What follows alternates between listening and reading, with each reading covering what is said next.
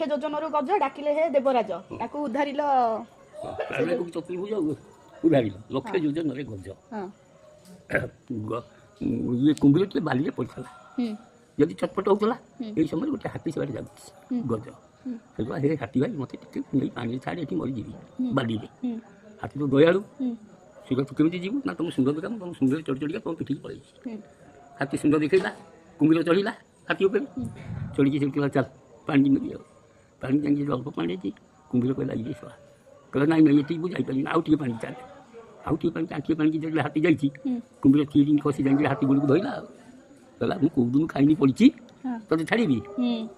କିଏ କହିଲା କୁମ୍ଭୀର ଇଏ ହାତୀ କହିଲା ଏଇ ଅବିଶ୍ୱାସୀ ତୁ ସେଠି ମରିଥାନ୍ତୁ ବାଲିରେ ପଡ଼ି ମୁଁ ତୋତେ ଉଦ୍ଧାର କରିକି ଆଣିଲି ତୁ ମୋତେ କହୁଛୁ ଖାଇବୁ ଏଇ ସମୟରେ ହାତୀ ଆଉ କିଛି ନ ପାଇ ଭଗବାନଙ୍କୁ ଡାକିଲା କ'ଣ କଲା ଭଗବାନଙ୍କୁ ଡାକିଲା କହିଲା ପ୍ରଭୁ ଉଦ୍ଧାର କରିବାର କ'ଣ ଏଇ କାର୍ଯ୍ୟ ମୋତେ ଖାଇବା ଏଠି ସେ এই সময় ভগবান জানিলে কলে আরে আরে এটা সব অবিশ্বাস কুম্ভীর কুম্ভীর হ্যাঁ চক্র পেশি নক্র নাশি গ্রাহ কল উদ্ধার পেশি দেলে চক্রକୁ কলে যা ସେ କୁମ୍ଭୀରକୁ ଦ୍ୱିଖଣ୍ଡ କରି କାଟିଦେ ଆସିଲା ଚକ୍ର ଧୁମ୍ କିନି କୁମ୍ଭୀର ଦ୍ୱିଖଣ୍ଡ କରି କୁମ୍ଭୀର ମଲା ଇଏ ଗଜ କ'ଣ କଲା ଉଦ୍ଧାର ପାଇ ଭଗବାନଙ୍କୁ ଇଚ୍ଛା ହେଲା କହିଲା ପ୍ରଭୁ ତମ ସକାଶେ ମୁଁ ଉଦ୍ଧାର ହେଲି ଜୟ ଜଗନ୍ନାଥ ହେଲା ଗଜ ଏଇଟା ହେଉଛି ଗଜ ଉଦାହରଣ ସେଟା ବୋଲିଲା ଲକ୍ଷେ ଯୋଜନରୁ ଲକ୍ଷେ ଯୋଜନରେ ଗଜ ଡାକିଲା ଏ ଦେବରାଜ